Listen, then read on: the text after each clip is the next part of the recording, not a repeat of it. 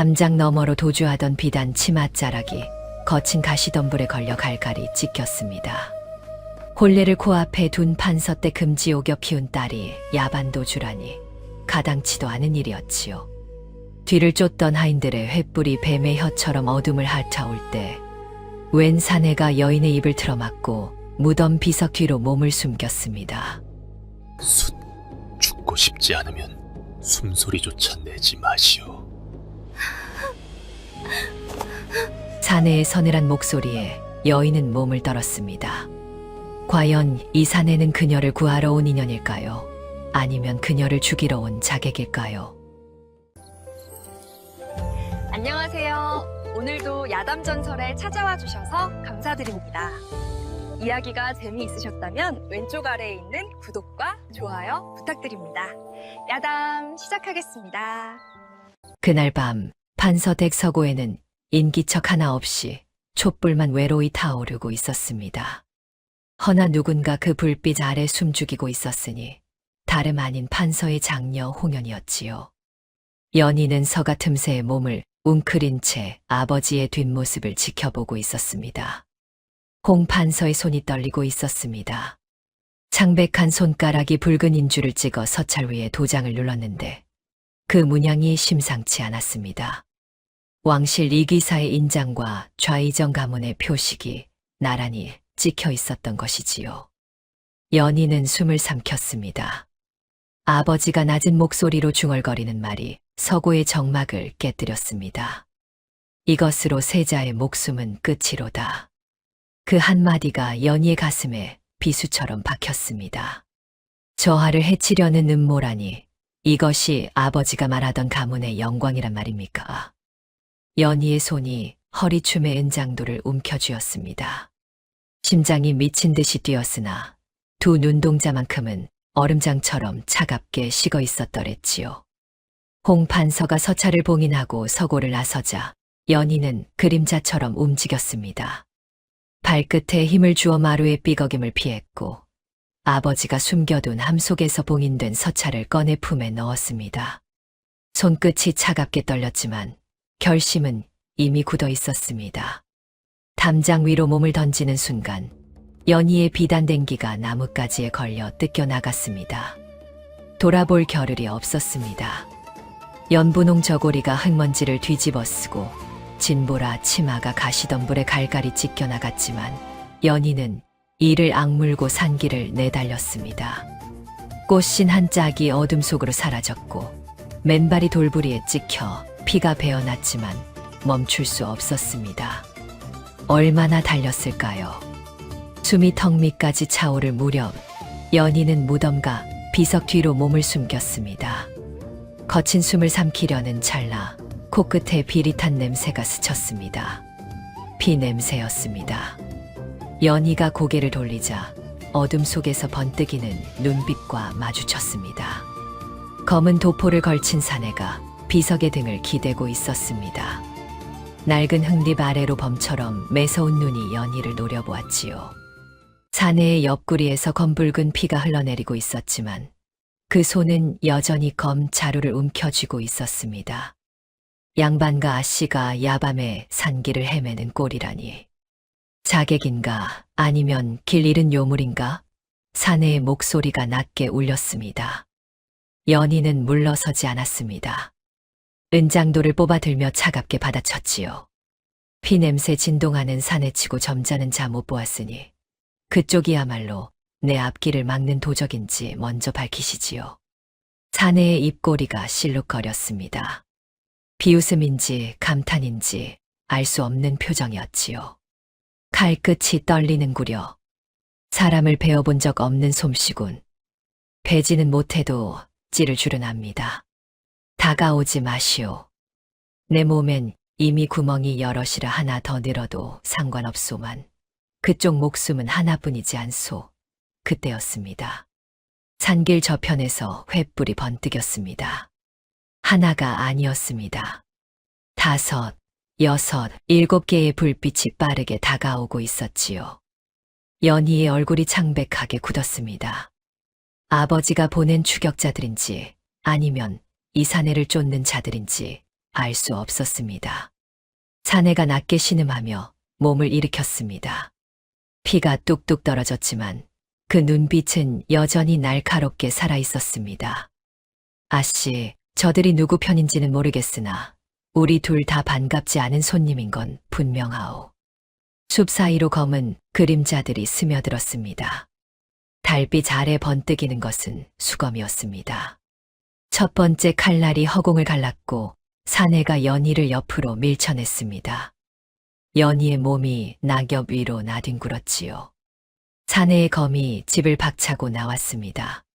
섬광 같은 검로가 어둠을 갈랐고 비명과 함께 자객 하나가 비명을 지르며 나뒹굴었고 바닥에는 검붉은 흔적이 낭자했습니다.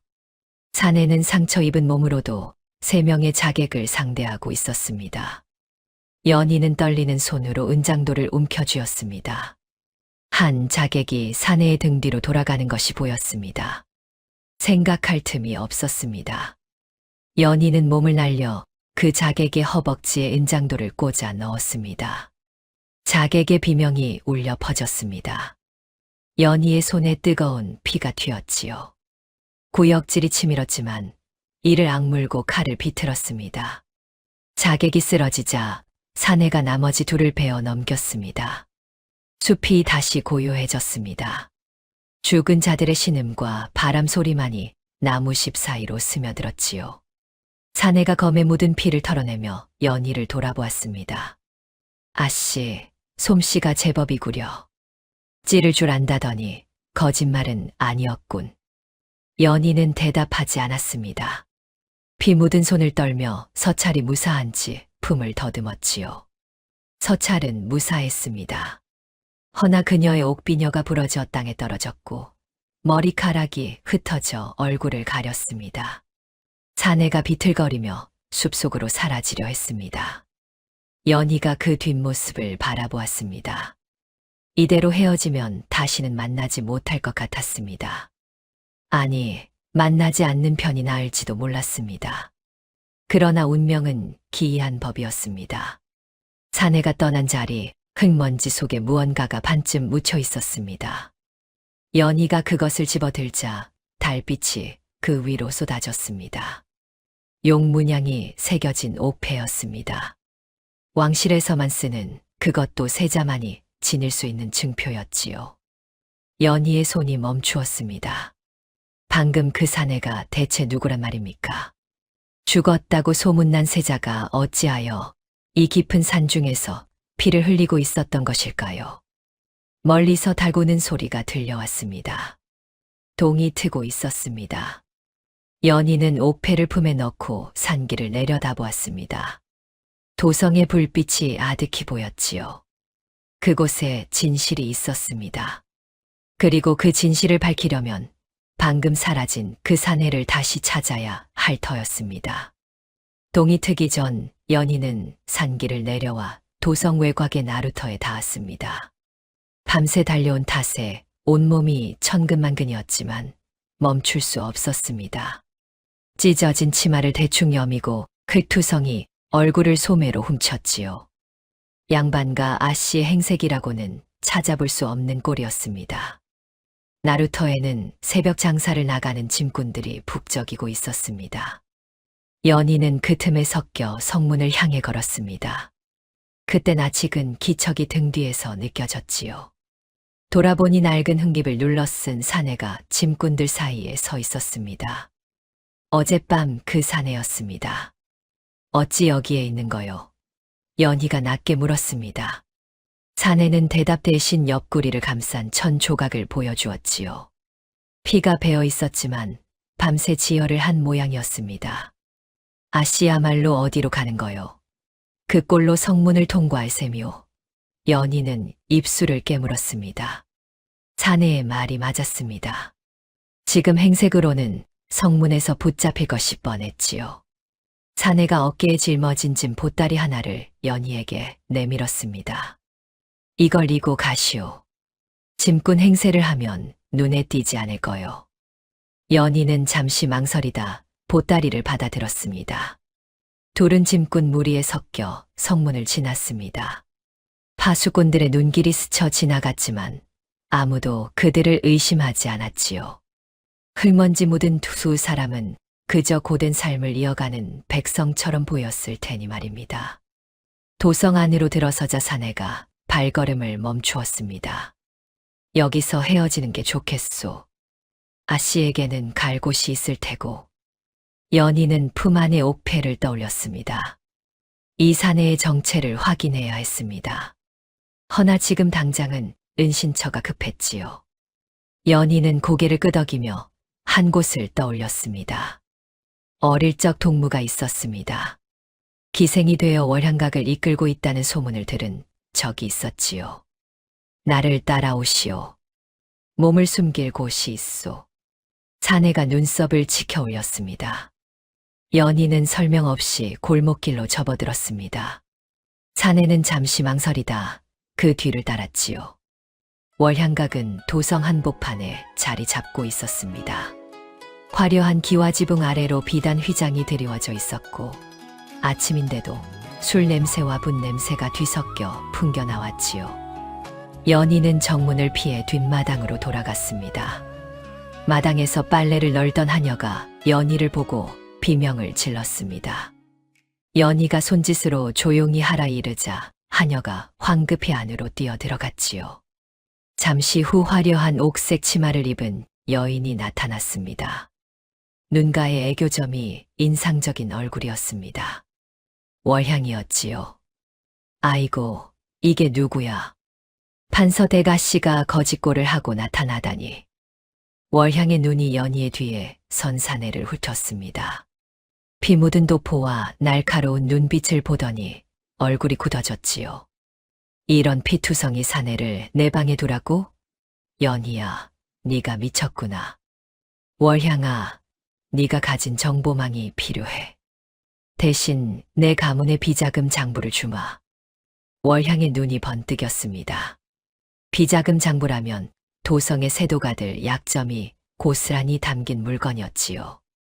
월향이 부채로 입가를 가리며 사내를 다시 바라보았습니다. 장부보다 이 사내의 눈빛이 마음에 걸리는구나. 왕의 눈을 하고 있지 않니? 연희의 심장이 쿵 내려앉았습니다. 월향의 눈썰미는 여전했지요. 사내가 낮은 목소리로 받아쳤습니다. 그저 아씨를 지키는 개일 뿐이니 신경 끄시오. 개가 주인을 닮아 아주 사납군 그래. 월향이 피식 웃으며 손짓했습니다. 둘을 안으로 데리라는 뜻이었지요. 연희는 안도의 한숨을 삼키며 월향의 뒤를 따랐습니다. 밀실은 기방 깊숙한 곳에 있었습니다. 비단 휘장 뒤로 숨겨진 작은 방이었지요. 월향이 사내의 상처를 살피며 혀를 찼습니다. 칼에 베인 거야. 보통 칼이 아니구만. 궁궐 무관들이 쓰는 검이야.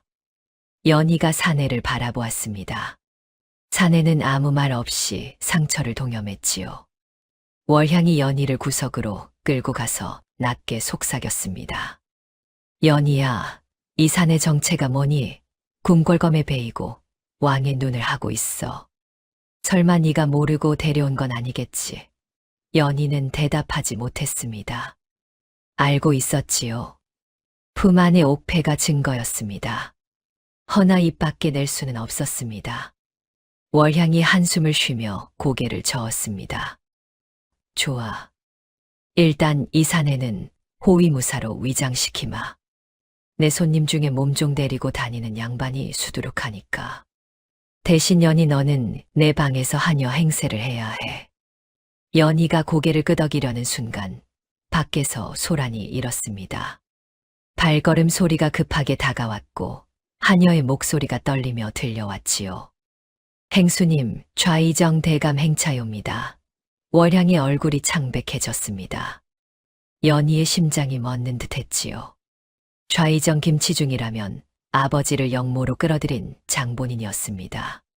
사내의 눈빛이 서늘하게 가라앉았습니다. 숨어야 하오. 월향이 재빠르게 휘장을 걷어 올렸습니다.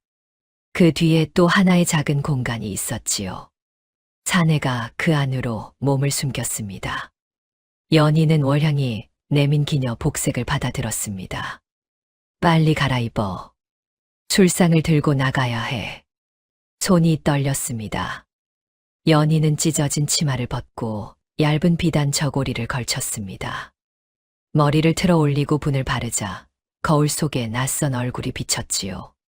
판서대가 씨는 사라지고 기방에 여인이 서 있었습니다. 연회장으로 향하는 복도는 긴장감으로 가득했습니다. 연희는 술상을 받쳐 들고 고개를 숙인 채 걸었지요.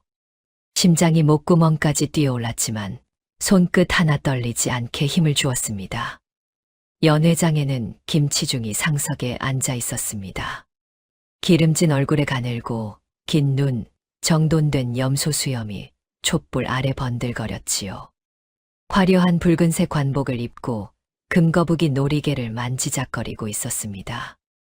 연희가 술상을 내려놓았습니다. 고개를 숙인 채 물러나려는 찰나 김치중의 시선이 연희의 손목에 머물렀습니다. 가시덤불에 긁힌 상처가 선명했지요.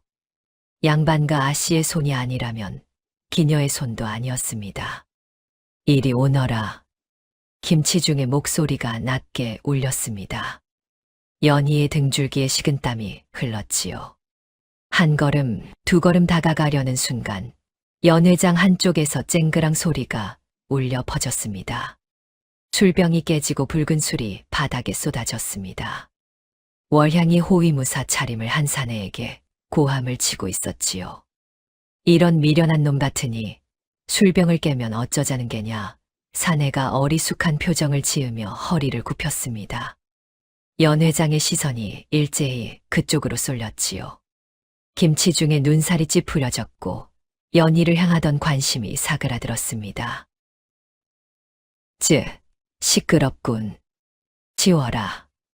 연희는 그 틈을 타 재빠르게 물러났습니다.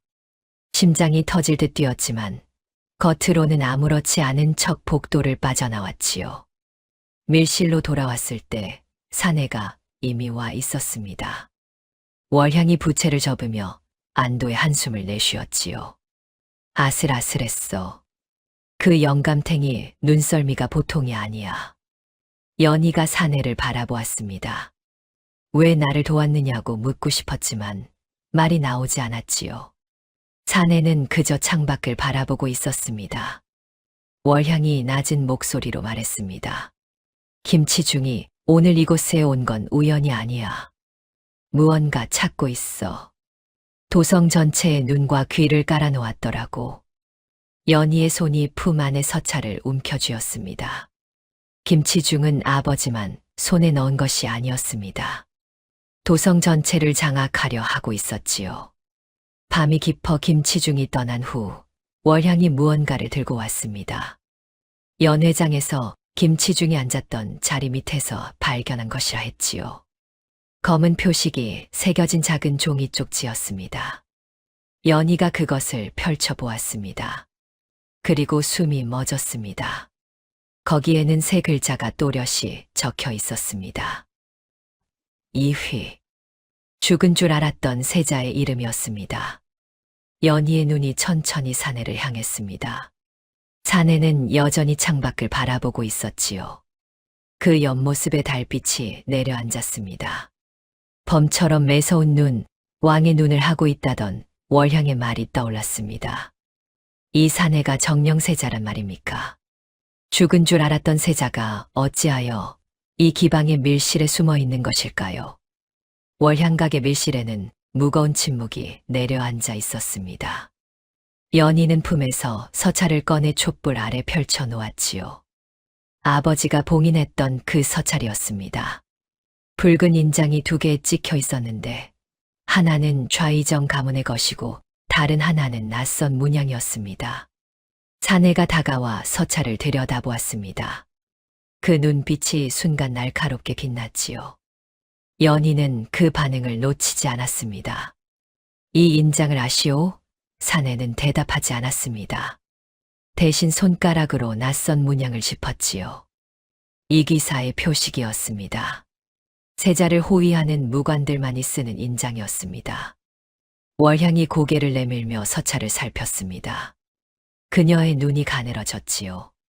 이 기사 인장이 왜 영모 서찰에 찍혀 있는 거야? 세자를 지키는 자들이 세자를 죽이려 했단 말이야? 연희의 머릿속이 빠르게 돌아갔습니다. 아버지가 영모에 가담한 것은 분명했지요. 허나 이 기사까지 연루되어 있다면 이것은 단순한 반역이 아니었습니다. 궁궐 내부에서부터 시작된 거대한 음모였습니다. 사내가 낮은 목소리로 입을 열었습니다. 이 인장의 주인을 알아야 하오. 서찰만으로는 증거가 부족하오. 연희가 고개를 끄덕였습니다. 인장의 진위를 밝히려면 원본과 대조해야 했지요. 그리고 그 원본은 아버지의 비밀 서고에 있었습니다. 판서댁 서고에 가야 하오. 아버지께서 숨겨둔 문서들이 더 있을 것이오. 월향이 펄쩍 뛰었습니다. 미쳤어. 지금 판서댁에는 포졸들이 깔려 있어. 네가 도망친 걸 알고 난리가 났다고. 연희는 이를 악물었습니다. 알고 있었지요. 허나 다른 방법이 없었습니다. 진실을 밝히려면 그곳에 가야 했습니다. 사내가 연희를 바라보았습니다. 그 눈빛에 무언가가 스쳐 지나갔지요. 내가 함께 가겠소. 연희가 고개를 저었습니다. 당신은 몸을 숨겨야 하오. 상처도 다 낫지 않았소. 아씨 혼자서는 서고에 들어갈 수 없소. 경비를 뚫으려면 내 검이 필요할 거요. 월향이 한숨을 내쉬며 두 사람을 번갈아 보았습니다. 둘 다 미친 거야. 좋아, 내가 빠져나갈 길을 알려줄게. 대신 살아서 돌아와. 죽으면 장부 못 받잖아. 밤이 깊어지자 두 사람은 월향각을 빠져나왔습니다. 도성의 골목길은 어둠에 잠겨 있었고 이따금 술라군의 횃불이 멀리서 번뜩였지요. 연희와 사내는 그림자처럼 담장을 타고 지붕 위를 건넜습니다. 판서댁은 도성 북쪽에 자리 잡고 있었습니다. 높은 담장 위로 횃불이 타오르고 있었고 무장한 사병들이 곳곳에 배치되어 있었지요. 연희의 얼굴이 굳어졌습니다. 예상보다 경비가 삼엄했습니다. 사내가 낮게 속삭였습니다. 저 담장 뒤로 돌아가면 서고와 가까운 쪽문이 있소. 연희가 고개를 끄덕였습니다. 어릴 적 몰래 빠져나가던 길이 있었지요. 두 사람은 담장을 따라 움직였습니다. 사내가 앞장서서 경비병의 시선을 피했고 연희가 그 뒤를 따랐습니다. 쪽문은 잠겨 있었습니다.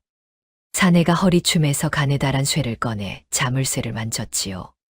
찰칵 소리와 함께 자물쇠가 풀렸습니다. 연희가 눈을 동그랗게 떴습니다. 어디서 그런 재주를 배웠소? 사내의 입꼬리가 살짝 올라갔습니다. 궁궐에서도 가끔 문이 잠길 때가 있소. 두 사람은 쪽문을 열고 안으로 들어섰습니다. 익숙한 정원이 어둠 속에 펼쳐져 있었지요. 연희의 가슴이 먹먹해졌습니다. 불과 며칠 전까지 자신이 살던 곳이었습니다. 허나 지금은 적의 소굴이나 다름없었지요. 서고는 본체 뒤편에 있었습니다. 연희가 앞장서서 익숙한 길을 더듬었지요. 서고 앞에는 경비병 2명이 서 있었습니다. 사내가 손짓으로 연희를 멈춰 세웠습니다. 내가 처리하겠소. 아씨는 여기서 기다리시오. 사내가 그림자 속으로 스며들었습니다. 잠시 후 둔탁한 소리가 2번 울렸고 경비병들이 소리 없이 쓰러졌지요. 사내가 손짓했습니다. 연희가 재빠르게 서고로 달려갔습니다. 서고 문을 열자먼지 냄새가 코끝을 찔렀습니다. 촛불을 켜자 익숙한 서가들이 모습을 드러냈지요. 연희는 아버지가 비밀 문서를 숨겨두던 곳으로 향했습니다.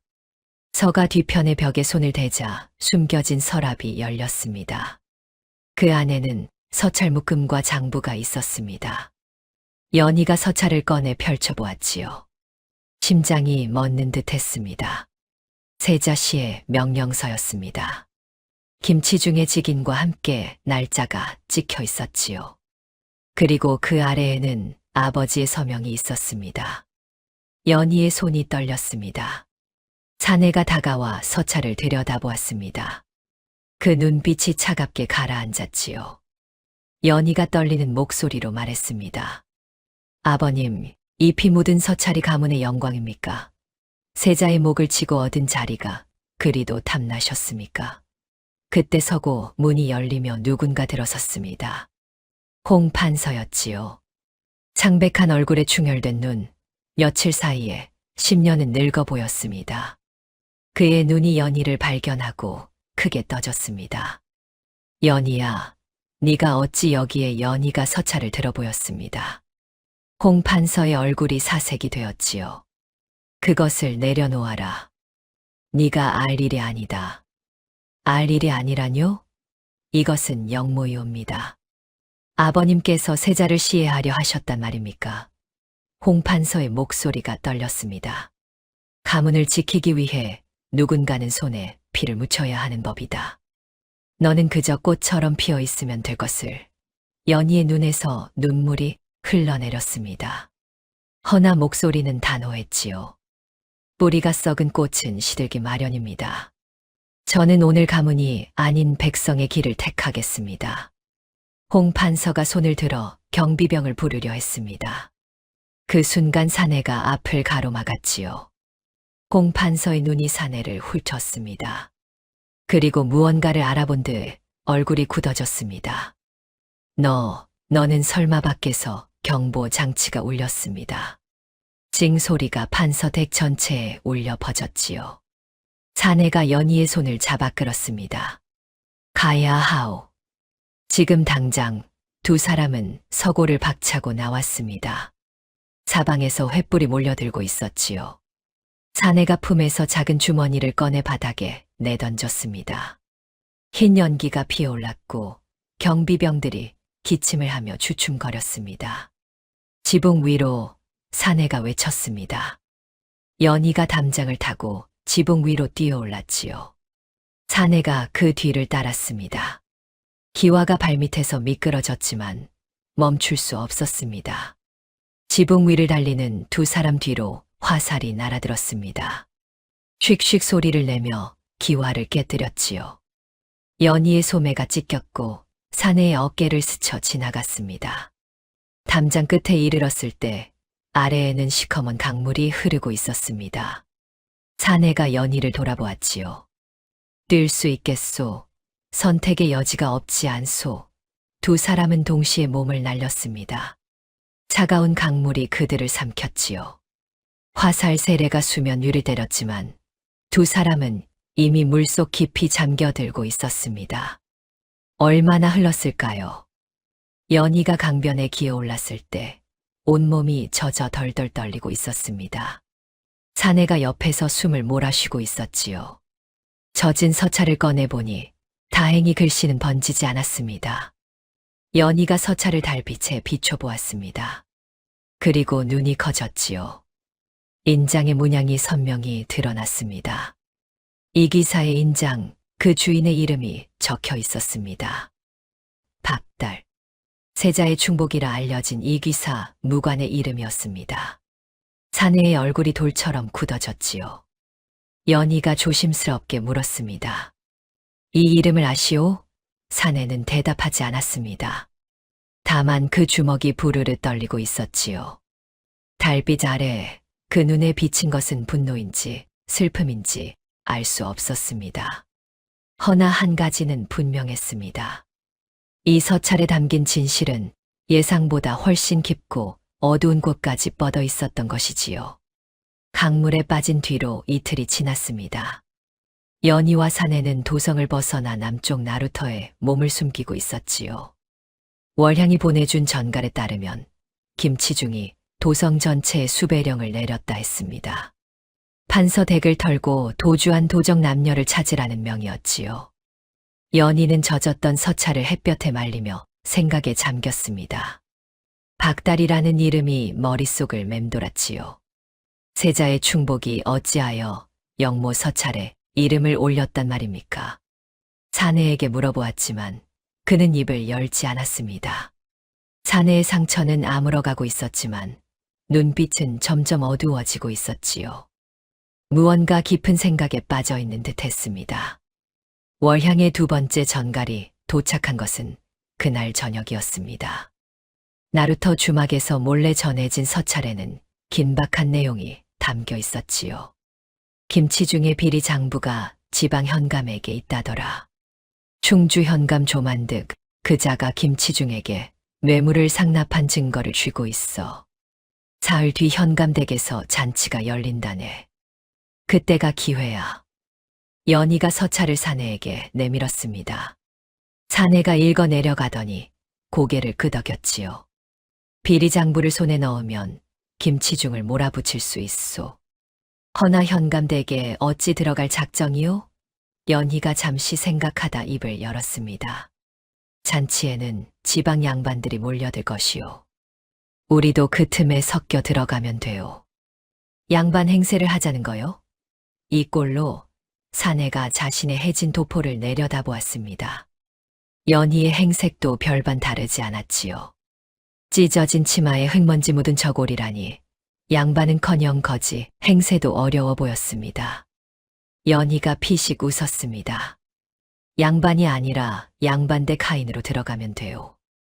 아니, 더 좋은 방법이 있소.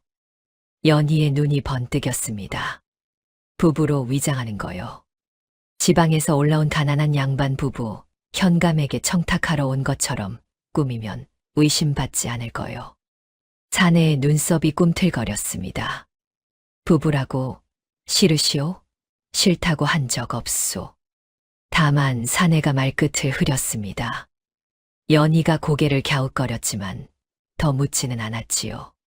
사흘 뒤 두 사람은 충주 나루터에 내렸습니다. 월향이 보내준 노자로 허름하지만 단정한 옷을 마련했지요. 연희는 수수한 옥색 저고리에 남색 치마를 입었고 사내는 낡았지만 깨끗한 흰 도포를 걸쳤습니다.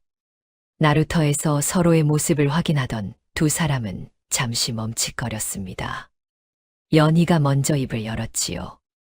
제법 양반 같아 보이시오. 아씨야말로 아니, 부인이라 불러야겠군. 어색한 침묵이 흘렀습니다. 연희의 볼이 살짝 굴어졌지만 애써 모른 척했지요. 현감댁은 충주 읍내 한복판에 자리 잡고 있었습니다.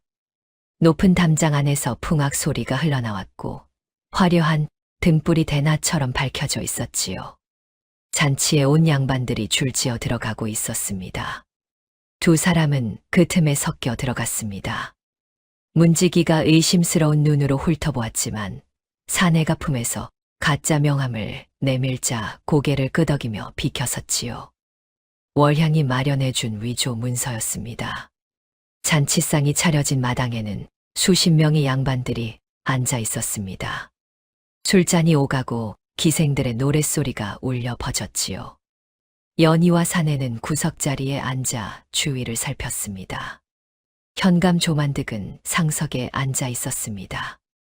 뚱뚱한 몸집에 기름진 얼굴, 연신 술잔을 비우며 껄껄 웃고 있었지요. 그 옆에는 아리따운 기생이 술을 따르고 있었습니다. 연희가 낮게 속삭였습니다. 장부는 어디에 있을까요? 사내가 현감의 움직임을 살피며 대답했습니다. 저런 자들은 중요한 물건을 몸 가까이 두는 법이요. 아마 침소나 서재에 있을 거요. 그럼 누군가 현감의 주의를 끄는 동안 다른 사람이 잠입해야겠군요. 두 사람의 눈이 마주쳤습니다. 누가 미끼가 될 것인지 묻는 눈빛이었지요. 연희가 먼저 고개를 끄덕였습니다. 제가 현감의 주의를 끌겠소. 당신이 서재로 가시오. 사내의 얼굴이 굳어졌습니다. 위험하오. 저런 자가 어떤 짓을 할지 모르오. 당신보다는 제가 덜 의심받을 거요. 여인이 청탁하러 왔다면 현감도 경계를 풀 테니. 사내가 무언가 말하려다 입을 다물었습니다. 연희의 눈빛이 단호했기 때문이지요. 잔치가 무르익자 연희는 자리에서 일어났습니다. 술상을 들고 현감에게 다가갔지요. 현감의 눈이 연희를 훑었습니다. 오, 이런 미인이 어디서 왔느냐? 연희가 고개를 숙이며 공손히 말했습니다. 한양에서 온 선비의 아내이옵니다. 남편의 벼슬자리를 청하러 왔사오니 대감께서 굽어 살펴 주시옵소서. 현감의 눈이 탐욕스럽게 빛났습니다. 허허, 남편의 벼슬자리라 그런 일은 따로 이야기해야지. 이리 가까이 오너라. 연희가 현감 곁으로 다가갔습니다. 그 틈에 사내가 자리를 떴지요. 아무도 눈치채지 못했습니다. 현감이 연희의 손목을 잡았습니다. 끈적한 손길이 역겨웠지만 연희는 내색하지 않았지요. 부인의 손이 참 곱구나. 이런 손으로 무슨 고생을 한다고 벼슬 청탁까지 왔느냐. 가난한 형편의 남편이 벼슬이라도 얻어야 살 수 있사옵니다. 그래 내 방에서 자세한 이야기를 나누면 어떻겠느냐? 연희의 등줄기에 식은땀이 흘렀습니다. 허나 거절할 수 없었지요. 사내가 서재를 뒤지려면 시간이 필요했습니다. 대감의 뜻을 따르겠습니다. 현감이 흡족한 표정으로 일어섰습니다. 연희를 이끌고 잔치 마당을 벗어나려는 순간 사내가 나타났습니다. 눈빛이 차갑게 가라앉아 있었지요. 부인, 어디 가시오? 현감이 인상을 찌푸렸습니다. 이자가 누구냐? 연희가 재빠르게 대답했습니다. 제 남편이옵니다. 여보, 대감께서 벼슬자리 이야기를 해주신다 하셨소. 사내가 현감에게 고개를 숙였지만 그 눈은 여전히 날카로웠지요. 대감께 감사드리옵니다. 허나 밤이 깊었으니 내일 다시 찾아뵙겠습니다. 현감의 얼굴이 불그락푸르락해졌습니다. 내일이라니 지금 이야기하면 안 되느냐. 그때 잔치 마당에서 비명이 터졌습니다. 술상이 엎어지고 기생 하나가 쓰러져 있었지요. 입에서 거품을 물고 경련을 일으키고 있었습니다. 독이다, 술에 독이 들었다. 마당이 아수라장이 되었습니다. 양반들이 비명을 지르며 도망치고 하인들이 우왕좌왕했지요. 현감도 얼굴이 하얗게 질려 소리쳤습니다. 뭐 하느냐, 당장 범인을 찾아라. 대혼란 속에서 사내가 연희의 손을 잡아 끌었습니다. 둘은 소란을 틈타 뒷마당으로 빠져나갔지요. 사내의 품에는 작은 장부 하나가 들려 있었습니다. 손에 넣었소. 연희가 물었습니다. 사내가 고개를 끄덕였지요. 그런데 저 기생은 내가 한 짓이 아니오. 현감이 내게 건넨 술잔에 독이 있었소. 내가 교묘히 바꿔치기 했을 뿐이오. 연희의 눈이 커졌습니다. 현감이 자신에게 독주를 건넸단 말입니까? 그렇다면 처음부터 청탁을 빌미로 함정을 파고 있었던 것이지요. 두 사람은 담장을 넘어 어둠 속으로 사라졌습니다. 충주 읍내를 벗어나 객주에 도착했을 때 이미 자정이 넘어 있었지요. 객주 방에서 장부를 펼쳐보았습니다. 김치중에게 상납한 뇌물 목록이 빼곡히 적혀 있었지요. 금액과 날짜, 그리고 상납 품목까지 세세하게 기록되어 있었습니다. 연희가 장부를 넘기다 멈추었습니다. 한 장에 눈이 멈추었지요. 상납 품목 중에 비취 가락지 한 쌍이라고 적혀 있었습니다. 날짜는 석 달 전이었습니다. 이 가락지 사내가 다가와 장부를 들여다보았습니다. 그의 눈이 가늘어졌지요. 비취 가락지라 궁궐 내부에서 하사하는 물건이요. 연희가 고개를 끄덕였습니다. 궁궐에서 하사하는 비취 가락지라면 그것을 내릴 수 있는 사람은 한정되어 있었지요. 그때 사내가 품에서 무언가를 꺼냈습니다. 현감의 소매에서 굴러떨어진 것이라 했지요. 작은 비취 가락지 하나였습니다. 연희가 가락지를 들어 촛불에 비춰보았습니다. 안쪽에 작은 글씨가 새겨져 있었지요. 수계 조씨 하사. 수계 조씨라면 궁궐 내명부의 후궁이었습니다. 김치중의 조카딸이기도 했지요. 연희의 손이 떨렸습니다. 궁궐 안에도 김치중의 손이 뻗어 있었군요. 사내의 얼굴이 돌처럼 굳어졌습니다.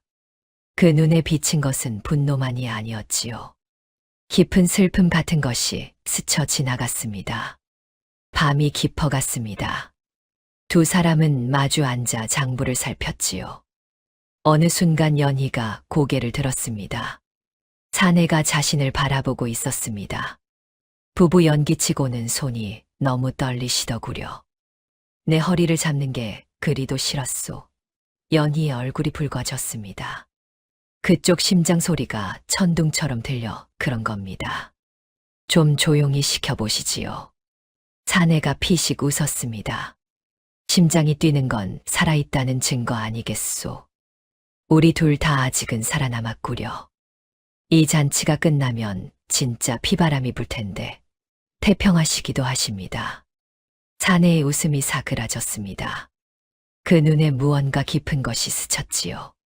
아씨, 나는 사내가 말을 잊지 못했습니다. 연희가 가만히 기다렸지요. 허나 사내는 고개를 저으며 자리에서 일어났습니다. 아무것도 아니요. 내일 새벽에 떠나야 하오니 쉬시오. 사내가 방을 나갔습니다. 연희는 그 뒷모습을 바라보았습니다. 품 안의 옥패가 묵직하게 느껴졌습니다. 창밖으로 달빛이 쏟아졌습니다. 연희는 비취 가락지를 손에 쥔 채 생각에 잠겼지요. 숙의 조씨, 김치중, 그리고 죽은 줄 알았던 세자. 모든 실타래가 궁궐로 이어지고 있었습니다. 이 사내의 정체를 확인해야 했습니다. 그리고 그 전에 살아남아야 했지요. 충주를 떠난 지 사흘째 되던 날이었습니다. 두 사람은 도성으로 돌아가는 길목의 산사에 몸을 숨기고 있었지요. 허나 상황이 좋지 않았습니다. 사내가 쓰러진 것이었습니다. 현감댁에서 돌아온 그날 밤부터 사내의 안색이 이상했습니다. 처음에는 피로 타시려니 했지요. 허나 다음 날 아침 사내가 피를 토하며 쓰러졌습니다. 얼굴이 잿빛으로 변해 있었고 온몸이 불덩이처럼 달아올라 있었지요. 연희가 사내의 이마에 손을 대자 화상을 입을 듯 뜨거웠습니다. 대체 왜 이러는 거요? 상처가 덧난 거요? 사내가 힘겹게 눈을 떴습니다. 범처럼 날카롭던 눈빛이 흐릿하게 풀려 있었지요. 도기우 현감댁에서 스친 칼에 독이 묻어 있었소. 연희의 얼굴이 창백해졌습니다. 그제야 기억났지요. 대혼란 속에서 빠져나올 때 사내의 팔을 스쳤던 칼날이 있었습니다. 대수롭지 않은 상처라 여겼는데 그것이 화근이었던 것입니다. 왜 진작 말하지 않았소? 아씨를 걱정시키고 싶지 않았소. 사내의 눈이 다시 감겼습니다. 숨소리가 거칠어지고 있었지요. 연희는 이를 악물었습니다. 이대로 두면 죽습니다. 해독제를 구해야 했습니다. 산사의 노승에게 물어보니 이 독은 궁궐에서나 쓰는 희귀한 것이라 했습니다. 해독제 역시 궁궐 어의원이나 큰 약방에서만 구할 수 있다 했지요. 연희의 손이 떨렸습니다. 도성의 약방에 가면 구할 수 있겠습니까? 구할 수야 있겠지만 그 독의 해독제를 찾는다는 것 자체가 의심을 살게야. 궁궐에서 쓰는 독을 아는 자가 얼마나 되겠느냐. 연희는 잠시 생각에 잠겼습니다. 도성의 약방은 위험했습니다. 김치중의 눈과 귀가 깔려 있을 터였지요. 허나 다른 방법이 없었습니다. 제가 다녀오겠습니다. 연희는 사내의 곁을 떠나 도성으로 향했습니다.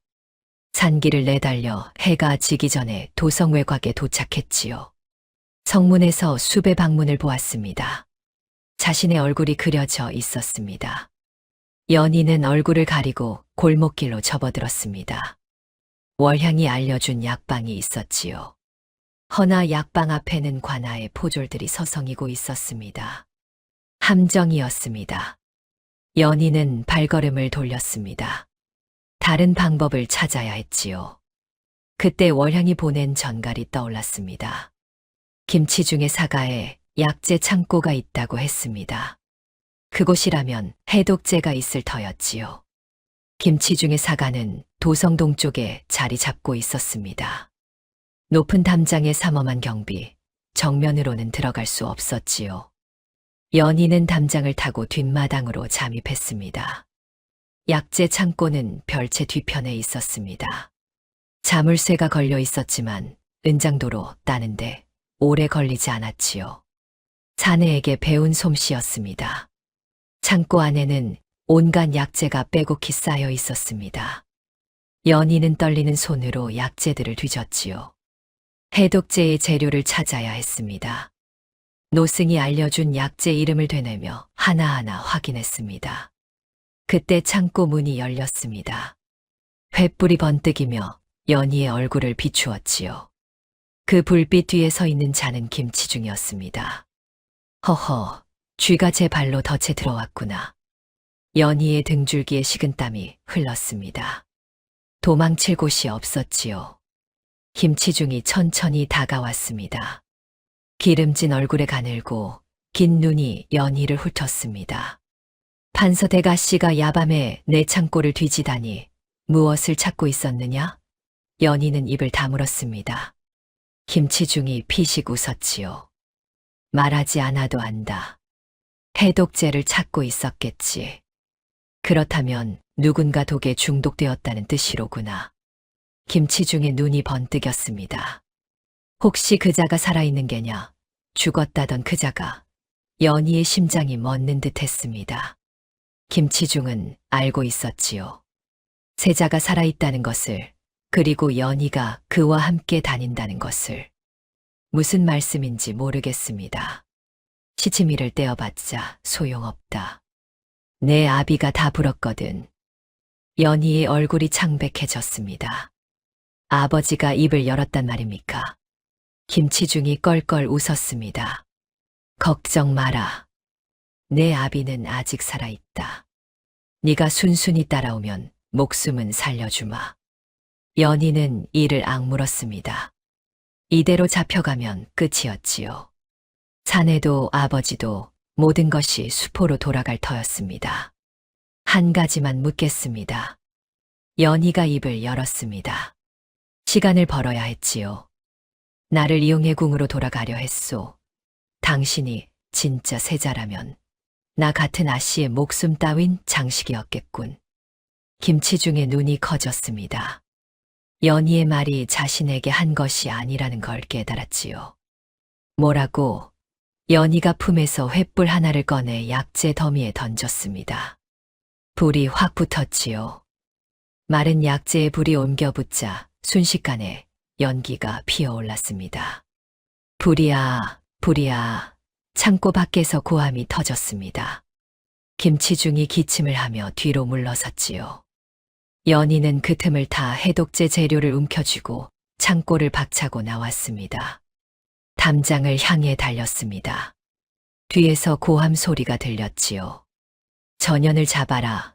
화살이 날아들었습니다. 연희의 어깨를 스치며 지나갔지요. 그러나 멈출 수 없었습니다. 담장에 손을 짚고 몸을 날렸습니다. 그때 화살 하나가 연희의 어깨에 박혔습니다. 비명이 터져 나왔지요. 그러나 이를 악물고 담장을 넘었습니다. 착지하는 순간 온몸에 충격이 왔지만 다시 일어나 달렸습니다. 골목길을 빠져나와 도성 외곽으로 향했습니다. 어깨에서 피가 흘러내렸지만 멈추면 끝이었지요. 절벽 아래 강물이 보였습니다. 뒤에서 추격자들의 횃불이 가까워지고 있었습니다. 연희는 망설이지 않았습니다. 절벽 아래로 몸을 던졌지요. 차가운 강물이 그녀를 삼켰습니다. 얼마나 떠내려왔을까요? 연희가 강변에 기어올랐을 때 온몸이 젖어 덜덜 떨리고 있었습니다. 어깨에 박힌 화살촉이 욱신거렸지요. 허나 손에는 해독제 재료가 꼭 쥐어져 있었습니다. 산사로 돌아온 것은 새벽녘이었습니다. 노승이 연희의 상처를 보고 혀를 찼지요. 이런 상처를 입고 어찌 여기까지 왔느냐. 해독제를 만들어 주십시오. 연희가 약재를 내밀었습니다. 노승이 재빠르게 약을 다리기 시작했지요. 사내의 곁에 앉아 기다리는 시간이 얼마나 길게 느껴졌는지 모릅니다. 해독제가 완성되자 연희가 직접 사내의 입에 약을 흘려 넣었지요. 떨리는 손으로 사내의 이마를 짚었습니다. 여전히 뜨거웠지만 숨소리가 조금 안정되는 듯 했습니다. 밤새 사내의 곁을 지켰습니다. 동이틀 무렵 사내가 눈을 떴지요. 흐릿하던 눈빛에 초점이 돌아왔습니다. 아씨 말하지 마시오. 아직 몸이 회복되지 않았소. 사내가 연희의 어깨에 감긴 붕대를 보았습니다. 피가 배어 있었지요. 그 상처는 대수롭지 않소. 당신이 깨어난 것이 중요하오. 사내의 눈에 무언가가 스쳤습니다. 연희의 손을 잡았지요. 거칠지만 따뜻한 손이었습니다. 왜 이런 위험을 무릅쓴 거요? 나를 버리고 도망칠 수도 있었소. 연희는 대답하지 못했습니다. 왜냐고 묻는다면 자신도 모르겠다고 대답할 수밖에 없었지요. 다만 이 사내가 죽는 것을 지켜볼 수 없었습니다. 사내가 몸을 일으켜 앉았습니다. 아직 힘이 없었지만 눈빛만은 단호했지요. 아씨에게 말해야 할 것이 있소. 연희의 심장이 두근거렸습니다. 무슨 말을 하려는 것일까요? 나는 이휘요. 죽은 줄 알았던 조선의 세자. 연희는 대답하지 않았습니다. 이미 알고 있었지요. 품 안의 옥패가 증거였습니다. 사내가, 아니 이휘가 말을 이었습니다. 그대를 속인 것, 용서를 구하오. 허나 그대를 지키는 것이 내가 왕이 되어야 할 유일한 이유가 되었소. 믿어달라 하진 않겠소. 연희의 눈에서 눈물이 흘러내렸습니다. 분노인지 슬픔인지 알 수 없었지요. 왕이 되면 내 아버지를 죽여야 할 텐데 내가 당신을 어찌 살린단 말입니까? 이휘의 얼굴이 굳어졌습니다. 연희의 말이 맞았지요. 홍판서는 영모에 가담한 자였습니다. 법대로라면 목숨을 부지하기 어려울 터였습니다. 그 대가는 내가 죽어서라도 치를 것이오. 그러니 지금은 나를 살려주시오. 연희는 이를 악물었습니다. 원망스러웠지요. 이 사내가, 아니 이 세자가, 허나 그를 살린 것도 자신이었습니다. 한참을 침묵이 흘렀습니다. 이윽고 연희가 입을 열었지요. 살려드렸으니 마지막까지 함께 가겠소. 그 후의 일은 그때 가서 생각하겠소. 이휘가 고개를 끄덕였습니다. 그 눈에 비친 것은 감사함만이 아니었지요. 무언가 더 깊은 감정이 스쳐 지나갔습니다. 연희가 어깨의 붕대를 고쳐 맸습니다. 그 붕대에 새겨진 문양이 눈에 들어왔지요. 화살촉에 선명히 새겨져 있던 것이었습니다. 좌의정 가문의 문양. 김치중은 이미 모든 것을 알고 있었습니다. 세자가 살아있다는 것도, 연희가 그와 함께 다닌다는 것도. 이제 시간이 없었지요. 도성으로 돌아가야 했습니다. 모든 것을 끝내기 위해서. 산사를 떠난 것은 보름달이 뜬 밤이었습니다. 이휘의 몸이 어느 정도 회복되자 두 사람은 도성을 향해 길을 나섰지요. 월향이 보내온 전갈에는 긴박한 소식이 담겨 있었습니다. 사흘 뒤 세자빈 간택이 열린다. 김치중이 자기 조카를 세자빈으로 밀어넣으려 한다더라. 그리고 가짜 세자를 세울 준비를 하고 있어. 서둘러야 해. 연희는 전갈을 읽고 이휘를 바라보았습니다. 그의 얼굴이 돌처럼 굳어 있었지요. 가짜 세자라니 그게 무슨 소리요? 김치중이 어디서 데려왔는지는 모르겠으나 나와 닮은 자를 세자로 내세우려는 모양이요.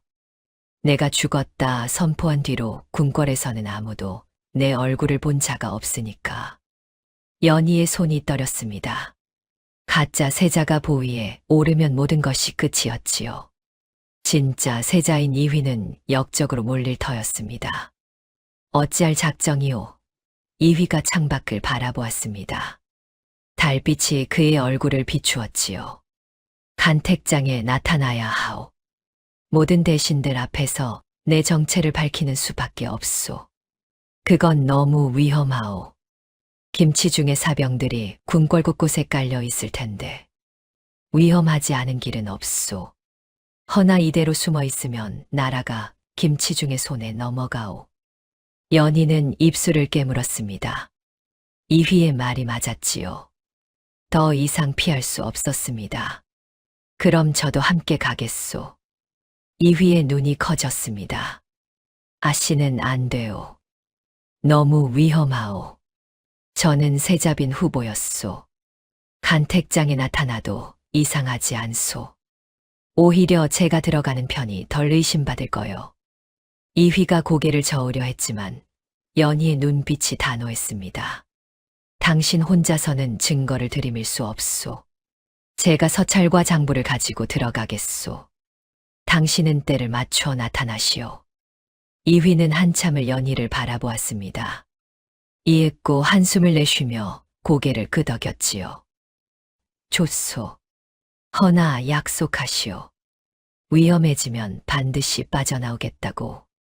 연희는 대답하지 않았습니다. 약속할 수 없었지요. 이미 목숨을 걸기로 마음먹었으니까요. 간택 당일 광화문 앞은 인산인해를 이루고 있었습니다.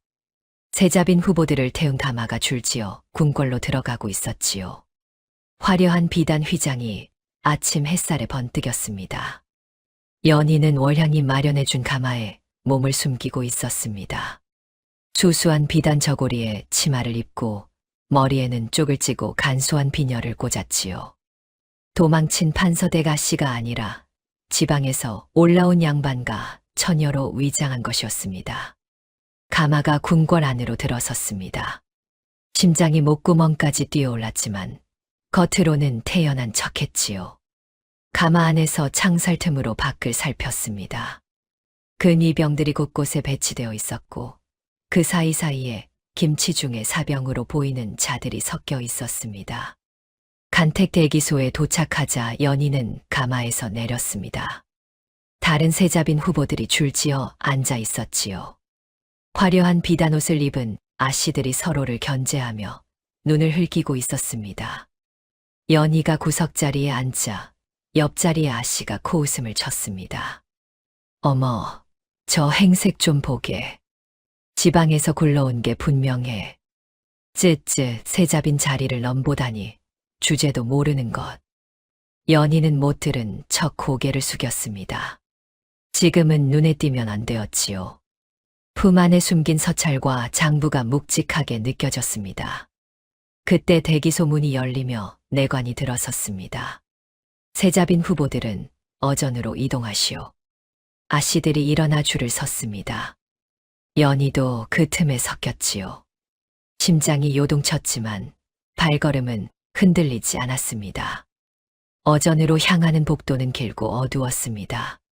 붉은 기둥과 화려한 단청이 촛불 아래 번뜩였지요. 연희는 복도를 걸으며 주위를 살폈습니다. 이휘와 약속한 신호를 보낼 곳을 찾아야 했습니다. 복도 끝에 작은 창문이 보였습니다. 연희는 스쳐 지나가며 창문을 살짝 열어두었지요. 약속한 신호였습니다. 이휘가 이것을 보면 어전으로 들어올 타이밍을 알 터였습니다. 어전에 들어서자 눈이 부셨습니다. 높은 천장에 화려한 용상, 그리고 양쪽으로 늘어선 대신들. 김치중이 좌의정 자리에 앉아 있었습니다. 기름진 얼굴에 가늘고 긴 눈이 세자빈 후보들을 훑고 있었습니다. 용상 옆에는 숙의 조씨가 서 있었습니다. 화려한 비단옷을 입고 금비녀를 꽂은 모습이 눈부셨지요. 허나 그 눈빛은 차갑게 가라앉아 있었습니다. 그리고 용상 위에는 왕이 앉아 있었습니다. 늙고 병색이 짙은 얼굴이었지요. 세자가 죽었다는 소식에 충격을 받아 몸이 쇠약해졌다는 소문이 사실인 듯 했습니다. 세자빈 후보들이 줄지어 절을 올렸습니다. 연희도 고개를 숙였지요. 심장이 터질 듯 뛰었지만 손끝 하나 떨리지 않게 힘을 주었습니다. 김치중이 입을 열었습니다. 전하, 오늘 이 자리에 모인 아씨들 중에서 세자빈을 간택하시겠습니까? 왕이 힘없이 고개를 끄덕였습니다. 김치중의 입꼬리가 올라갔지요. 그럼 먼저 제 조카 김소연 아씨를 소개하겠습니다. 화려한 비단옷을 입은 아씨가 앞으로 나섰습니다. 김치중의 조카딸이었지요. 아리따운 얼굴이었지만 눈빛이 교활하게 빛나고 있었습니다. 전하, 소녀 김소연은 좌의정 가문의 딸로서 세자빈의 자리에 오르고자 하옵니다. 대신들 사이에서 웅성거림이 일었습니다. 좌의정 가문의 딸이 세자빈이 된다면 김치중의 권력은 더욱 커질 터였지요. 그때 연희가 앞으로 나섰습니다. 모든 시선이 그녀에게 쏠렸지요. 전하, 소녀 역시 세자빈의 자리에 오르고자 청하옵니다. 김치중의 눈이 가늘어졌습니다. 연희의 얼굴을 알아본 것이지요. 어디서 감히 저녀는 도망친 판서의 딸이다. 당장 끌어내라. 근위병들이 연희에게 다가왔습니다. 연희는 물러서지 않았지요. 저는 도망친 것이 아니라 이 나라의 진실을 찾으러 나갔던 것입니다. 연희가 품에서 서찰과 장부를 높이 들어 올렸습니다. 이것은 좌의정 김치중이 세자를 시해하려 한 증거요입니다. 영모의 서찰과 매물 장부가 여기 있사옵니다. 어전히 술렁거렸습니다. 대신들이 웅성거리며 서로를 바라보았지요. 김치중의 얼굴이 불그락푸르락해졌습니다. 헛소리를 짓거리는구나. 세자는 이미 죽었다. 저 미친년을 당장 끌어내지 못할까. 근위병들이 연희를 붙잡으려 했습니다. 그 순간 어전의 문이 쾅 소리를 내며 열렸지요. 모든 시선이 문 쪽으로 향했습니다. 햇빛을 등지고 한 사내가 서 있었습니다. 낡은 흙잎 아래로 범처럼 매서운 눈이 번뜩였지요. 이휘였습니다. 어디서 감히 죽은 세자의 이름을 사칭하느냐. 당장 저 미친 자를 끌어내라. 김치중이 고함을 질렀습니다.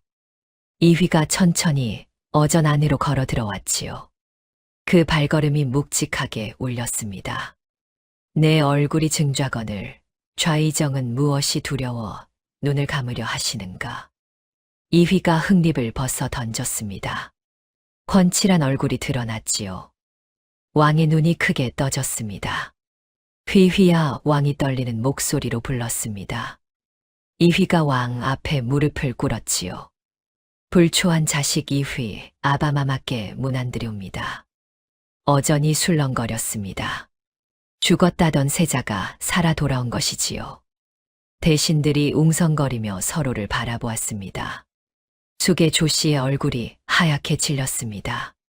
비명을 지르며 뒤로 물러서더니 그대로 기절했지요. 시녀들이 황급히 달려들어 부축했습니다. 김치중이 이를 악물었습니다. 저자는 가짜다. 세자를 사칭하는 역적이다. 근위대, 저자를 베어라. 근위병들이 칼을 뽑아 들었습니다. 이휘를 향해 칼날이 겨누어졌지요. 연희의 심장이 멎는 듯 했습니다.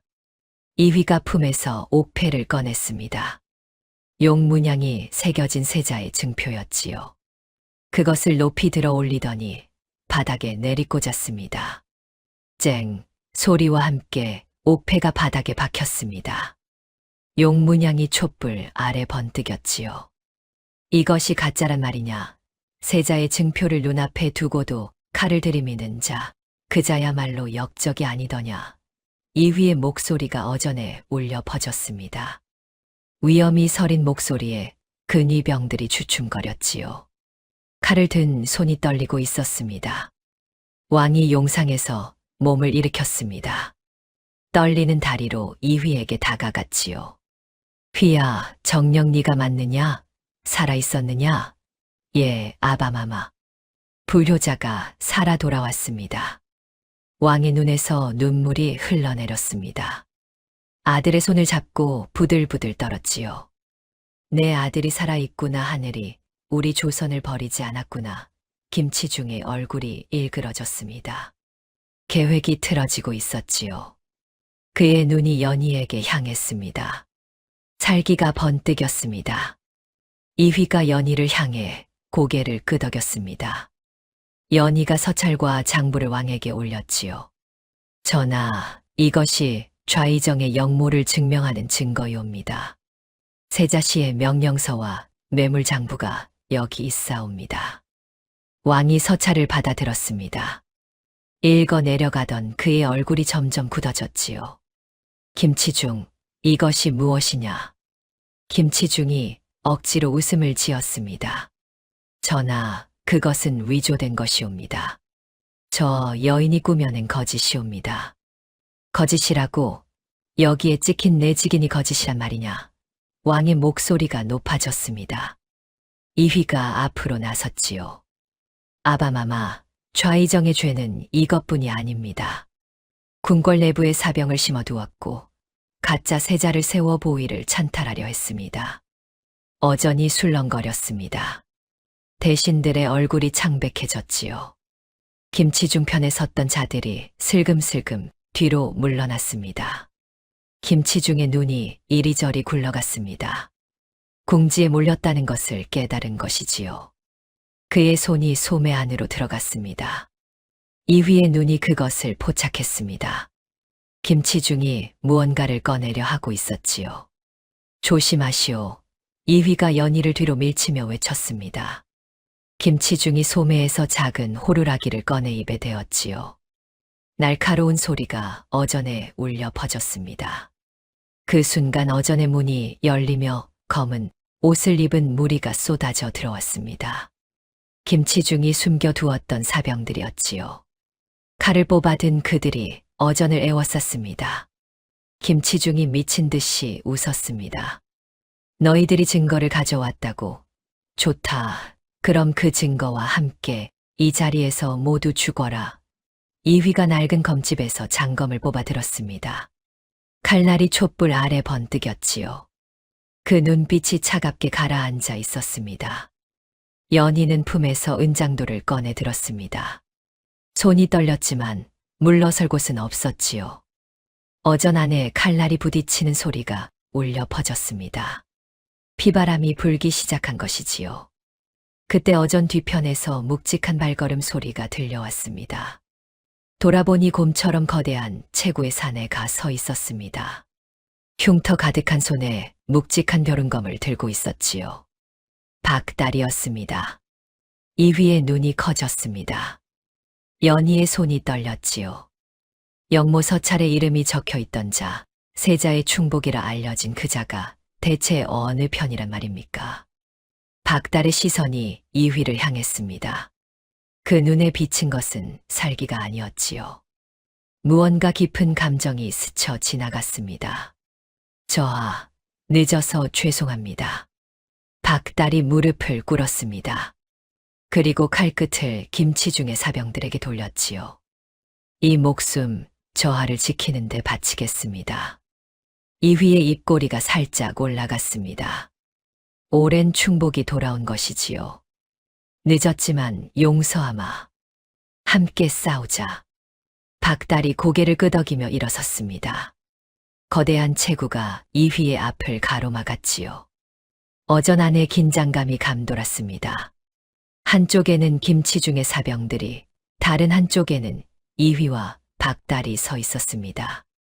그리고 그 사이에 연희가 서찰을 꼭 쥔 채 서 있었지요. 김치중이 이를 갈았습니다. 박달, 이 배신자, 내 이름이 영모 서찰에 적혀 있다는 걸 알고 있느냐? 박달의 얼굴이 굳어졌습니다. 이휘가 그를 바라보았지요. 그것은 김치중이 꾸민 함정이요.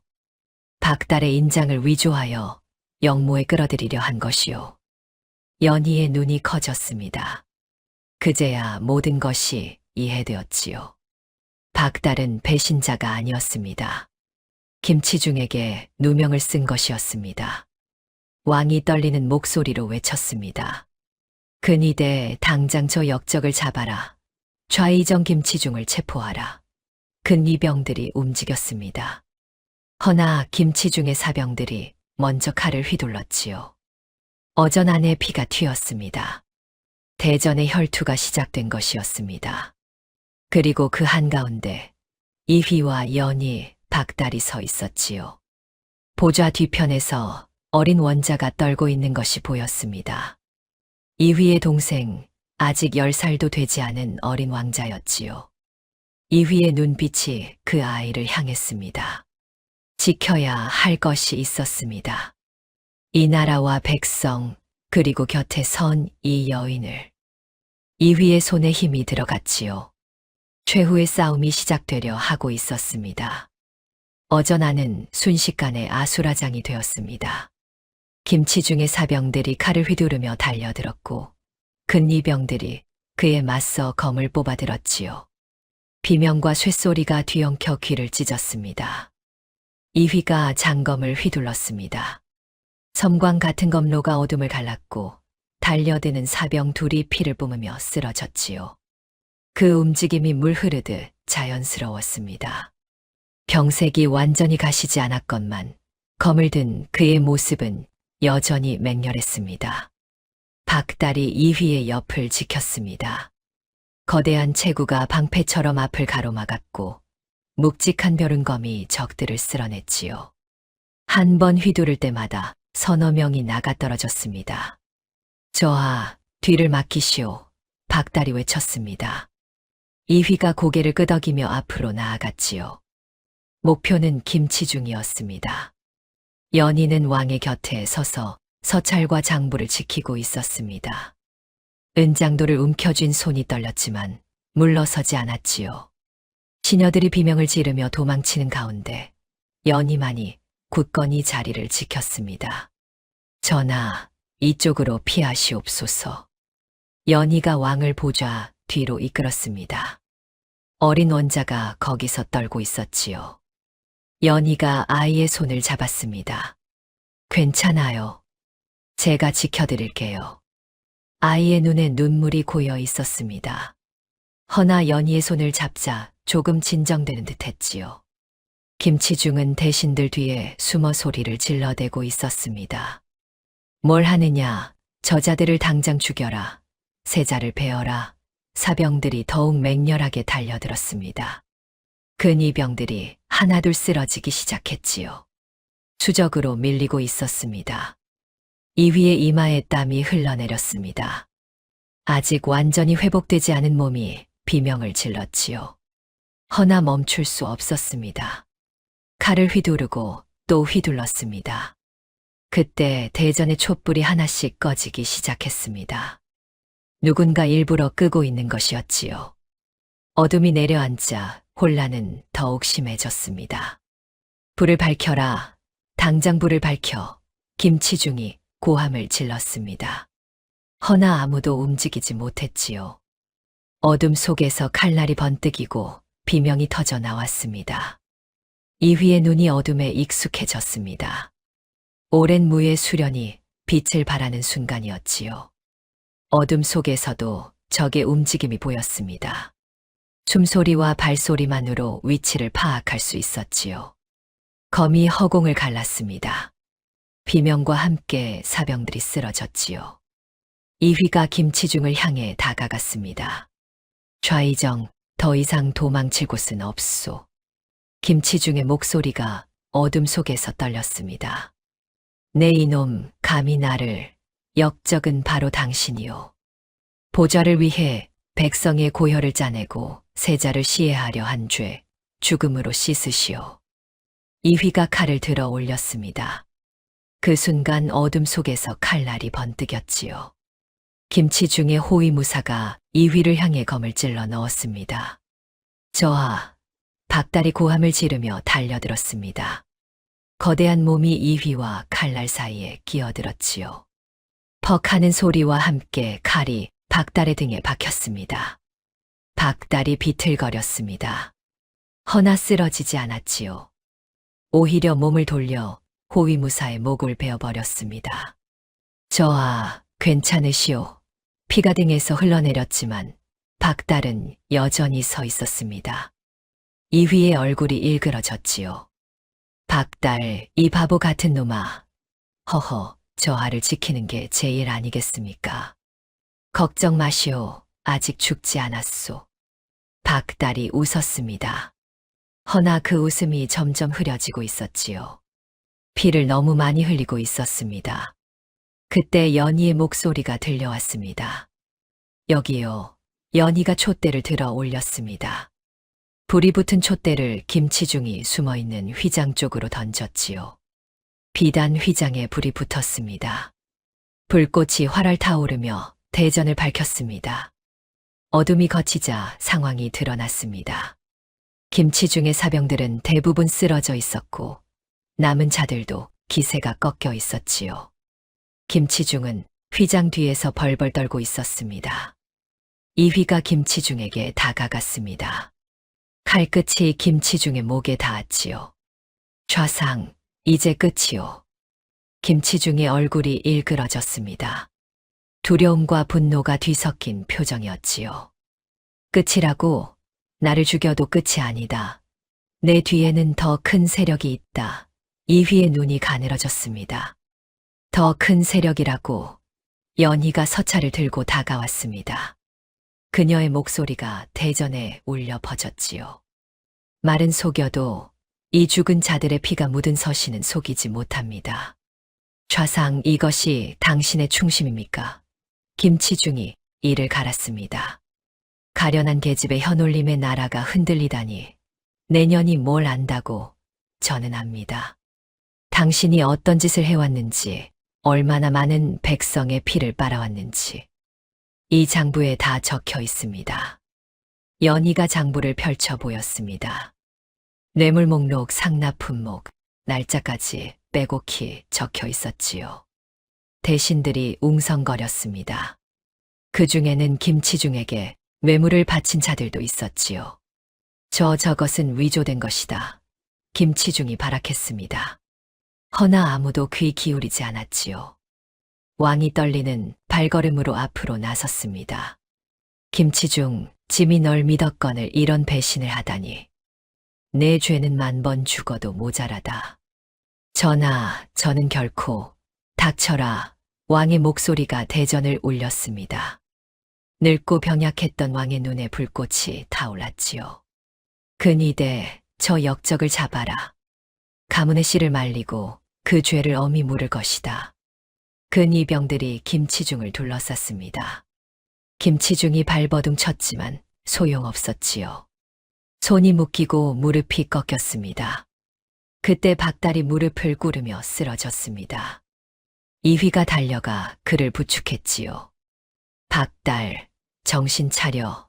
박달의 입가에 피가 묻어 있었습니다. 허나 그는 웃고 있었지요. 저하, 이제 편히 쉴 수 있겠습니다. 저하를 지켰으니 무슨 소리야.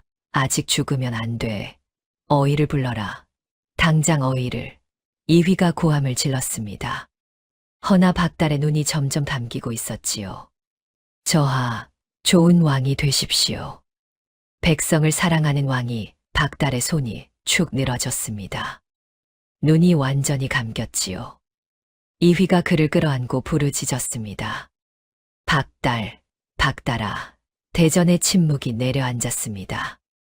불꽃이 타오르는 소리만이 귓가를 맴돌았지요. 연희의 눈에서 눈물이 흘러내렸습니다. 얼마나 시간이 흘렀을까요? 이휘가 천천히 박달을 바닥에 눕혔습니다. 그의 눈은 마르지 않았지만 손은 더 이상 떨리지 않았지요. 이자의 희생을 헛되이 하지 않겠다. 이휘가 일어섰습니다. 왕을 향해 무릎을 꿇었지요. 아바마마, 역적 김치중을 처단하고 그 일당을 소탕해야 하옵니다. 왕이 고개를 끄덕였습니다. 그리하라. 네가 직접 처리하거라. 이휘가 일어나 김치중에게 다가갔습니다. 김치중이 부들부들 떨며 외쳤지요.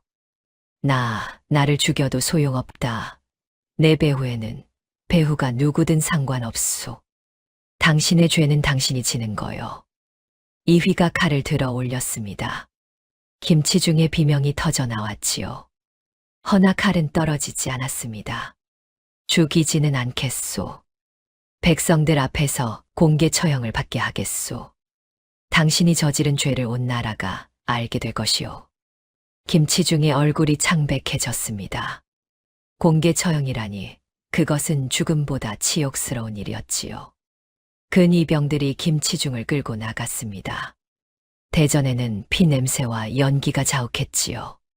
불은 어느새 꺼지고 있었습니다. 이휘가 연희에게 다가왔습니다. 그녀의 손을 잡았지요. 고맙소. 그대가 없었다면 오늘 이 자리에 서지 못했을 거요. 연희는 대답하지 못했습니다. 박달의 죽음이 그리고 이 모든 피와 눈물이 가슴을 짓눌렀지요. 왕이 두 사람에게 다가왔습니다. 연희아 씨, 그대의 충정에 감사하오. 그대 아버지의 죄는 무겁지만 그대의 공으로 감형을 내리겠소. 연희가 무릎을 꿇었습니다. 전하의 은혜에 감사드리옵니다. 왕이 고개를 끄덕이더니 이휘를 바라보았습니다. 휘야, 이제 네가 이 나라를 이끌어야 한다. 과인은 늙고 병들었다. 세자빈을 간택하고 보위를 이을 준비를 하거라. 이휘의 얼굴에 복잡한 감정이 스쳤습니다. 허나 그는 고개를 숙였지요. 아바마마의 뜻을 따르겠습니다. 대전 밖으로 나오자 동이 트고 있었습니다. 붉은 노을이 하늘을 물들이고 있었지요. 피로 얼룩진 밤이 끝나고 새로운 아침이 밝아오고 있었습니다. 연희는 하늘을 올려다보았습니다. 모든 것이 끝난 것일까요? 아니면 이제 시작인 것일까요? 이휘가 그녀 곁에 섰습니다. 두 사람 사이에 말이 없었지요. 허나 그 침묵이 불편하지 않았습니다. 김치중이 끌려나가던 자리에 무언가가 떨어져 있었습니다. 이휘가 그것을 집어들었지요. 낡은 두루마리였습니다. 펼쳐보니 기이한 문양이 새겨져 있었습니다. 왕실 비밀 결사의 표식이었습니다. 김치중이 말한 배우가 무엇인지 그 실마리가 담겨 있는 듯 했지요. 이휘의 눈이 가늘어졌습니다. 이 싸움은 아직 끝나지 않았습니다. 허나 지금은 쉬어야 했지요. 그리고 결정해야 할 것이 있었습니다. 왕좌에 앉을 것인가, 아니면 다른 길을 택할 것인가. 이휘의 시선이 연희에게 향했습니다. 그녀의 옆모습에 아침 햇살이 내려앉고 있었지요. 김치중이 체포된 지 보름이 지났습니다. 도성에는 평화가 찾아왔고 백성들은 역적의 몰락을 축하하며 잔치를 벌였지요. 허나 궁궐 안은 여전히 술렁거리고 있었습니다. 세자의 귀환과 함께 새로운 바람이 불어오고 있었기 때문이지요. 연희는 옥사 앞에 서 있었습니다. 아버지를 만나러 온 것이었지요. 왕의 은혜로 사형은 면했지만 유배형은 피할 수 없었습니다. 오늘이 마지막 작별이었습니다. 옥사 안은 어둡고 축축했습니다. 홍 판서가 구석에 앉아 있었지요. 불과 한 달 사이에 백발이 되어 있었습니다. 연희를 보자 그의 눈에 눈물이 고였습니다. 연희야 아버님. 연희가 창살 앞에 무릎을 꿇었습니다. 아버지의 손이 떨리며 창살 사이로 나왔지요. 연희가 그 손을 잡았습니다. 차갑고 거친 손이었습니다. 이 아비를 용서하거라. 내게 너무 큰 짐을 지웠구나. 아버님, 저는 아니다. 말하지 않아도 안다. 네가 옳았다. 가문의 영광보다 백성의 안위가 먼저였어야 했는데 이 아비가 눈이 멀었었다. 홍 판서의 눈에서 눈물이 흘러내렸습니다. 연희도 참았던 눈물을 터뜨렸지요. 아버님, 부디 건강히 지내시옵소서. 언젠가 다시 뵐 날이 있을 것입니다. 그래, 그래야지. 내 딸아, 내 앞길에 꽃이 피기를 빈다. 세자 저하를 잘 모시거라. 연희는 대답하지 못했습니다. 세자를 모신다는 것이 무슨 뜻인지 아직 결정하지 못했기 때문이지요. 옥사를 나서자 햇살이 눈부셨습니다. 연희는 눈물을 닦으며 하늘을 올려다보았습니다. 아버지와의 마지막 작별이 이토록 아플 줄은 몰랐습니다. 허나 이것이 옳은 길이었지요. 궁궐로 돌아오니 내관이 기다리고 있었습니다. 아씨, 세자 저하께서 부르십니다. 연희가 고개를 끄덕이며 내관을 따라갔습니다. 이휘가 기다리고 있는 곳은 후원의 정자였지요. 봄꽃이 만발한 정원이 눈앞에 펼쳐졌습니다. 이휘가 정자에 앉아 있었습니다. 세자의 복색을 갖춰 입은 모습이 낯설었지요. 처음 만났을 때 낡은 도포와 흑립 차림이 어울리던 그였는데 말입니다. 오셨소. 이휘가 일어나 연희를 맞았습니다. 두 사람이 정자에 마주 앉았지요. 아버님은 만나셨소. 예. 오늘 유배지로 떠나십니다. 이휘가 고개를 끄덕였습니다. 잠시 침묵이 흘렀지요. 아씨에게 할 말이 있소. 연희가 이휘를 바라보았습니다. 그의 눈빛이 복잡하게 흔들리고 있었지요. 아바마마께서 세자빈을 간택하라 하셨소. 그리고 아씨를 세자빈으로 삼으라 권하셨소. 연희의 심장이 쿵 내려앉았습니다. 세자빈이라니. 그것은 처음부터 피하려 했던 자리가 아니었습니까? 저는 기다리시오. 내 말이 끝나지 않았소. 이휘가 손을 들어 연희를 멈추었습니다. 나는 아바마마의 뜻을 따르지 않으려 하오. 연희의 눈이 커졌습니다. 이휘가 왕의 명을 거역한다는 말입니까? 무슨 뜻이시오? 이휘가 창밖을 바라보았습니다. 봄바람이 불어와 꽃잎을 흩날렸지요. 왕좌를 버리고 무엇을 얻으려 하느냐? 아바마마께서 물으셨소. 평생을 도망자로 살 작정이냐고. 연희는 숨을 삼켰습니다. 이휘가 말을 이었지요. 나는 대답했소. 전하, 저는 왕좌보다 무거운 사람의 마음을 얻었습니다. 이제는 백성으로 살고 싶습니다. 연희의 눈에서 눈물이 흘러내렸습니다. 이휘가 그녀를 바라보았지요. 아씨, 나와 함께 떠나지 않겠소. 이 궁궐을 벗어나 평범한 사람으로 살고 싶소. 연희는 대답하지 못했습니다. 너무나 뜻밖의 말이었기 때문이지요. 저하, 그것은 왕위를 포기하시겠다는 말씀입니까? 그렇소. 이휘의 목소리가 단호했습니다. 나는 이미 아바마마께 말씀드렸소. 원자 아우가 있지 않느냐고. 그 아이가 자라면 훌륭한 왕이 될 것이요. 나보다 나은 왕이. 연희가 고개를 저었습니다. 저하, 그것은 안 됩니다. 이 나라에는 저하가 필요합니다. 김치중은 쓰러졌지만 그 배후에 더 큰 세력이 있지 않습니까? 알고 있소. 허나 그것은 내가 왕좌에 앉지 않아도 막을 수 있소. 아니, 오히려 궁궐 밖에서 움직이는 편이 나을지도 모르오. 이휘가 품에서 낡은 두루마리를 꺼냈습니다. 김치중에게서 얻은 비밀 결사의 문서였지요. 이 세력은 궁궐 안팎에 뿌리를 내리고 있소. 왕좌에 앉아서는 그들을 잡을 수 없소. 그림자는 그림자로 잡아야 하오. 연희는 이휘의 눈을 바라보았습니다. 거기에는 흔들림이 없었지요. 이미 결심한 눈빛이었습니다. 아바마마께서는 뭐라 하셨습니까? 처음에는 노하셨소. 이휘야, 너의 이름은 실록에서 지워질 것이다. 그래도 좋으냐고 물으셨지. 이휘의 입꼬리가 살짝 올라갔습니다. 나는 대답했소. 기록에는 없으나 사람들의 가슴 속에 남는다면 그것으로 충분합니다. 연희의 눈에서 다시 눈물이 흘러내렸습니다. 이 사람이 왕좌를 버리고 자신과 함께 떠나겠다는 것입니다. 그것이 얼마나 큰 결심인지 알기에 가슴이 저렸지요. 저하 이휘라고 불러주시오. 이제 세자가 아니니까. 연희가 고개를 저었습니다. 아직은 그럴 수 없습니다. 제가 생각할 시간을 주십시오. 이휘가 고개를 끄덕였습니다. 기다리겠소. 사흘 뒤 도성 성문에서 만납시다. 그때 대답을 주시오. 사흘이 흘렀습니다. 연희는 그 시간 동안 잠을 이루지 못했지요.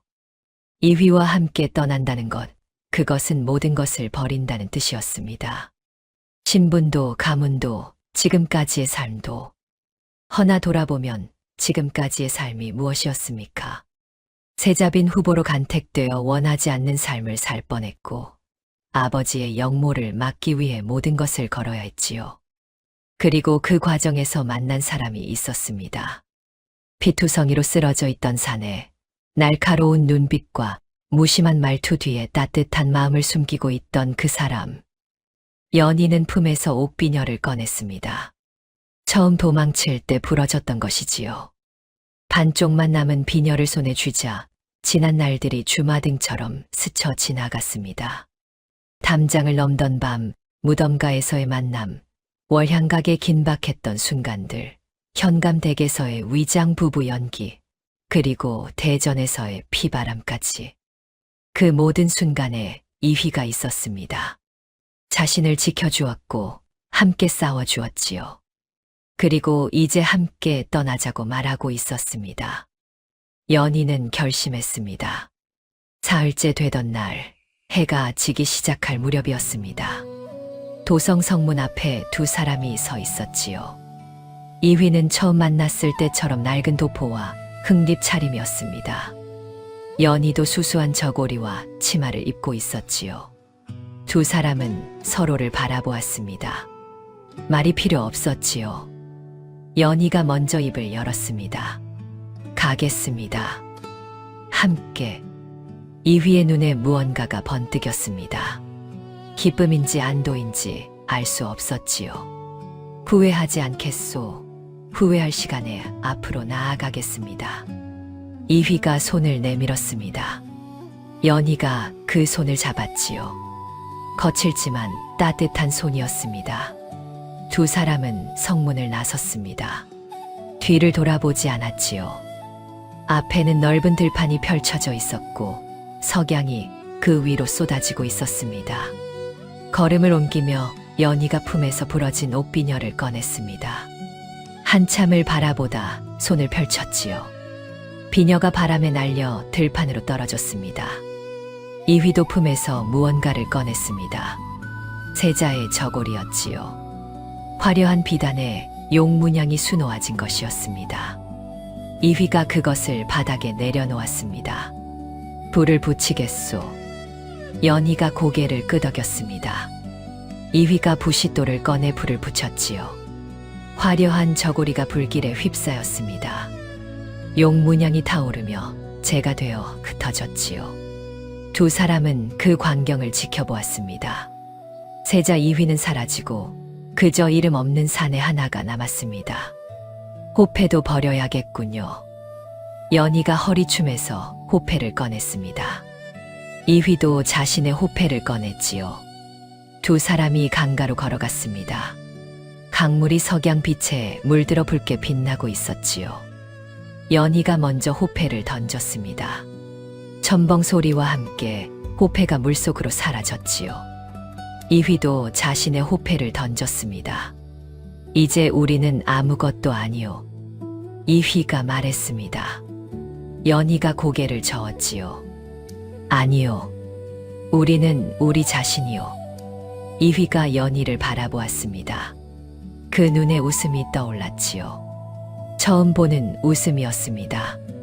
냉소도 아니고 쓴웃음도 아닌 진심 어린 웃음이었습니다. 두 사람은 강을 건너 들판을 가로질렀습니다. 석양이 그들의 뒷모습을 비추고 있었지요. 어디로 향하는지 서로 묻지 않았으나 두 사람의 발걸음만은 구름 위를 걷는 듯 가벼웠던 것이지요. 그저 앞으로 나아갈 뿐이었지요. 그날 이후 세자 이휘는 실록에서 사라졌습니다. 병으로 요절했다고 기록되었지요. 홍판서의 딸 연희도 역사의 뒤안길로 사라졌습니다. 유배가는 아버지를 따라갔다고 알려졌지요. 허나 민초들 사이에는 다른 이야기가 전해졌습니다. 달 없는 밤 산길에서 길을 잃으면 지혜로운 여인과 검 잘 쓰는 사내가 나타나 길을 밝혀준다고 말이지요. 권력은 손에 쥐는 순간 무거워지고 놓는 순간 가벼워지는 법입니다. 좌이정 김치중은 왕좌를 탐하다 모든 것을 잃었고 세자 이휘는 왕좌를 버리고 진정한 자유를 얻었습니다. 일장춘몽이라 했습니다. 덧없는 꿈처럼 권력도 명예도 쓰러지건만 사람의 마음에 남는 이야기만은 영원하지요.